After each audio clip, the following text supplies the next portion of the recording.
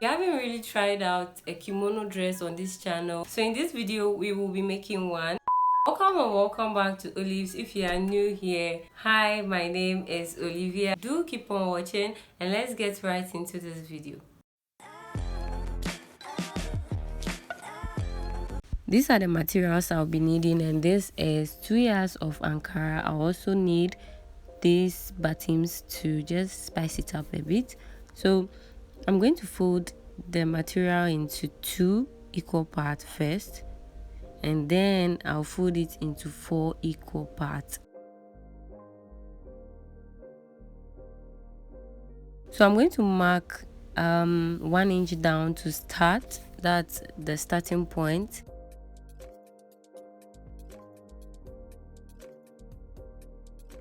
And after this, I'll measure the length of the dress, which is going to be 37 inches. So I'll mark this and add 2 inches as hemming allowance. You can actually do as little as you want, okay? Also, this is a free dress, so you might want to keep it cute and not long, okay? You can draft this directly and easily on your fabric, okay? But because I want us to see really well and understand, that is why I'm going to use paper, okay? So this is my paper right here. The red mark you see is my starting point, okay? So I'm still going to measure my full length, okay? And then I'll measure my shoulder to waist. I'll indicate that like this, and also indicate shoulder to hip. My shoulder to hip is 10 inches from the waist, so I'm just going to mark 10 inches like this.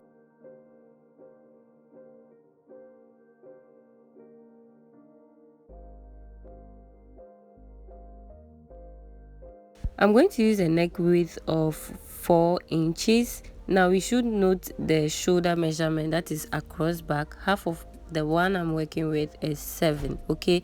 Now kimono means that the sleeve comes together with the shoulder, okay? There is no cut and join.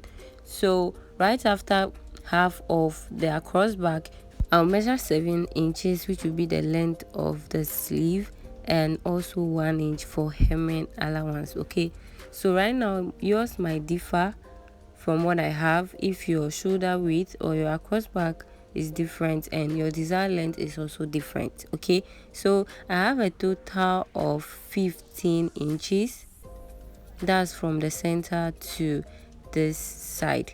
Now I think I forgot to say this, both center back and center front are on fold, okay? So I'm going to mark a shoulder slope of 1 inch, front neck depth of roughly less than 3.5 inch. There will be a slit in front, so it should be a little bit high. I'll move on to connect these points into a neckline. Then I'll drop the back by 1 inch and also connect that together.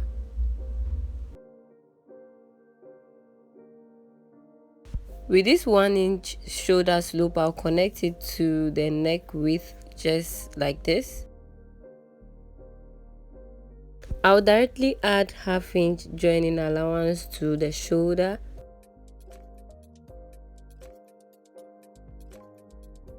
Now from the initial shoulder slope, this black line, I'll mark half of her round arm, which is a free measurement, okay? So I used 14 inches, which was just basic. It wasn't really big, so you can use close to 20 inches if you want more ease or more room around the arm. So half of the 14 is 7. I'll then add allowance for sewing. Wherever the round arm ends, that will be the starting point for the chest measurement or your bust measurement, okay? So I'm going to mark that as my chest line. This could exceed your actual chest measurement, okay?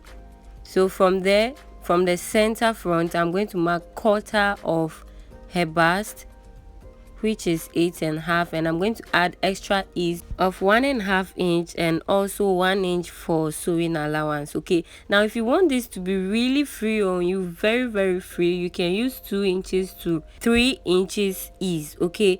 Now the same thing, I'm going to eyeball the same measurement from the chest line to the waist and just take off roughly ½ inch. I don't really want it to be straight. It should have a little shape but still free. Okay, all right, so right from where the measurement ends on the chest line, that is after the allowance, I'm going to come this way by 1½ inch diagonally like this, and this I'm going to connect to her round arm, but I'm going to make a straight line like this before I use the curve to just blend them together like this. Okay, I'll reconnect this curve again to the waistline.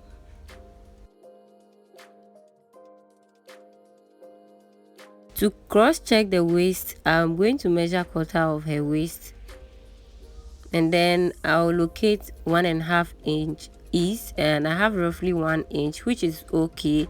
Now in case you want to use the same measurement on your chest line on the waist, just locate it down like that and reconnect it to the arm like this. Okay, I'll move right down to the hip, same way, quarter of the hip plus 1½ ease and 1 inch for allowance. I'll take my curve and connect the waist to the hip, and I'll blend the waist like this. Okay, so everything can flow well. The same measurement I have on the hip, I'm going to place it on the hem like this, mark it and make a straight line. All right, so I'm going to cut this out. That is it. It's very easy. Cut out only the back neckline. Okay, I'm ready to cut out my pattern with the fabric, but the front has a slit, so it depends on you. I'm going to mark roughly 3 inches. This helps your head to come in and out of your dress easily. Okay, from the center of the neck I mark 1/4 inch, which I'm going to connect to these 3 inches like this to create the slit. Okay, so I've placed the pattern on the fabric, still folded into 4, just like we did initially. In case you want more ease around the waist, connect from the hip like this with just free hand. Connect it like this to the arm. Okay, make sure it's 1 inch away from the edge before you connect it like this. I'm also going to add pockets to the dress. So from your waist, mark 1½ to 2 inches, depending on how you want it to be low or high, and then from there mark 6 inches as the pocket width. Okay, you can actually do up to 7 inches depending on how free you want it to be. So as you can see, I'm cutting out everything. That's for the back. Okay, and I'll make all notches, pocket notch, and the hip, the waist, all of that. Now this excess is going to be used for the ruffle, which is about 5½ inches, which includes hemming allowance of 1 inch and ½ inch to join to the round arm. So I'm going to cut it into 2, each of them for each sleeve. I'm going to remove the inner one like this, which will serve as the back, so I can place the pattern back onto the fabric and cut the front and also cut the slit. Okay, so I'm going to cut facing, place the back on it like this. The leftover fabric will be used for the facing. I'll cut out the neck to the shoulder. The shoulder width will be 2½ inches. Now I'm going to connect down from here, okay, to roughly 2½ to 3 inches from the center back. I want it to be deeper, so I'm going to connect it like this. Right, so we have the back, and we'll repeat the same thing for the front, but we are going to take note of the fact that there is a slit for the front as well, so the front facing will be longer than the back facing. Okay, so away from the slit, and you mark 2 inches to connect together.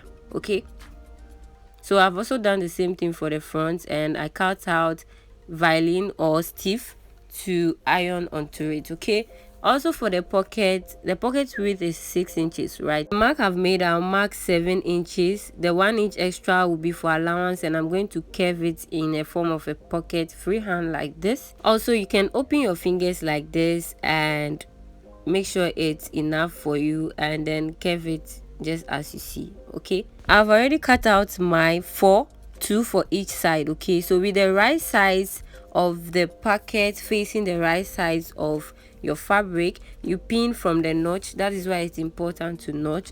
So from the notch, place it like this, just as you see me doing, but make sure there is ½ inch away from the notch, okay, which will serve as allowance. I hope that makes sense. So, which is the 1 inch allowance we added extra to the 6 inches. So I'm going to pin the same thing like this, and whatever I do to this side, I'm going to do it to the other side of the dress. So when I get to the machine, I'm going to stitch it with ½ inch together with the dress. I'll also join the shoulder with ½ inch. I'll fuse the violin onto the facings and also join with ½ inch separately, okay. So this is my pocket. I'll join with ½ inch as I mentioned. So after doing this, I'm going to begin sewing from the round arm with my allowance.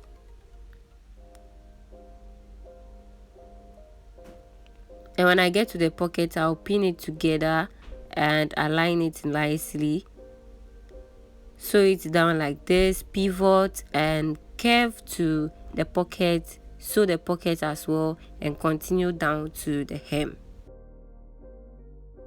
In actual fact, if you are using a different fabric as pocket for a particular dress, you need to cut facing so that the different fabric does not show outside, but Olives didn't do it. Okay, so these are my shoulders joined together, the side also.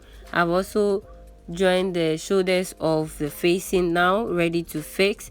I'm going to pin the slit part together, also align the shoulders of the dress to the facing, pin the back together, and I'm going to go ahead and stitch with 1/4 inch round. And when I finish, I'm going to notch round, trim off excess and understitch.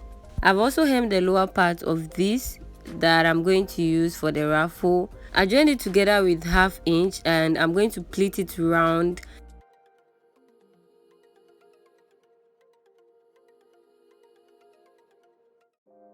And after doing this, I'm also going to stitch with ½ inch.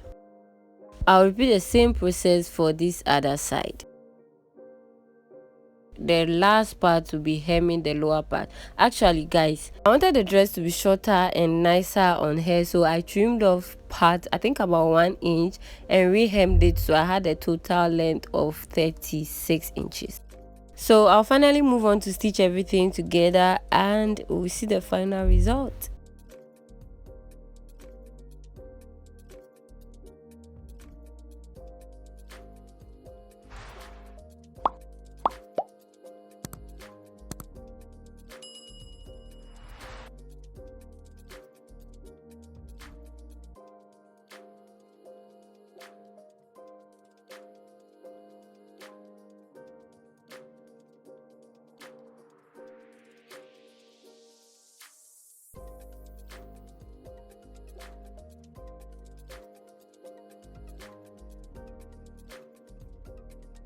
Alright, so this is how the slit looks like after sewing.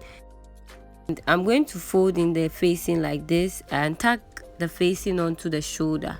Okay, I'm going to tack it down so it doesn't flip out. I'll repeat the same thing to the other side of the shoulder. I hope I've helped you in any way in this video. If yes, please give it a thumbs up. Do subscribe to the channel if you haven't. Thank you for watching. I'll see you in my next one. Bye.